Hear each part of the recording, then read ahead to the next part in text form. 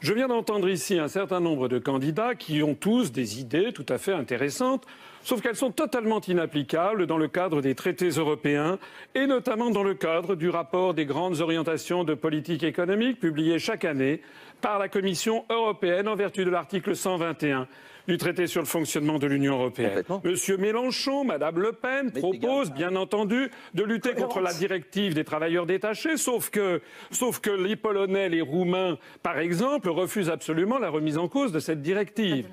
Monsieur, donc je pourrais prendre ainsi tous les candidats. En réalité, ils ne vous disent pas la vérité. Qu'est-ce que ça veut dire tout ça? Ça veut dire, ça me fait penser à un proverbe chinois qui dit « c'est dormir toute sa vie que de croire à ses rêves ».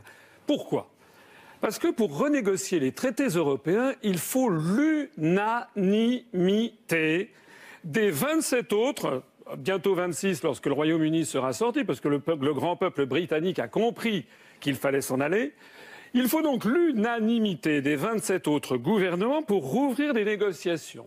Et donc rouvrir des négociations qui se sont sédimentées depuis 60 ans et on va leur demander, écoutez, soyez gentils, vous allez accepter de s'aborder vos intérêts nationaux pour nous en donner plus à nous les Français.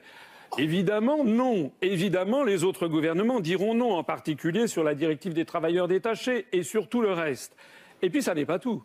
C'est qu'à supposer même que l'on ait obtenu les 27 accords unanimes des autres gouvernements, il faut ensuite les 27 autres peuples, c'est-à-dire les 27 autres parlements ou référendums, puisque référendum obligatoire il y a en Irlande. Ça veut donc dire qu'il faudrait obtenir, avec les Français aussi d'ailleurs, il faudrait obtenir 2 fois 28, c'est-à-dire 56 accords unanimes pour changer les traités. Ça n'arrivera jamais. Alors quelque chose qui n'arrive jamais, eh bien il y a 2 choses à faire. Soit on continue à enfumer les Français en leur disant, ça fait quand même des décennies que ça dure, à chaque élection, on leur promet une autre Europe, soit ce que je propose, et je suis le seul candidat du Frexit, c'est-à-dire de faire sereinement, juridiquement, comme le font les Britanniques, la sortie de l'Union européenne par l'article 50 du traité de l'Union européenne, tout simplement.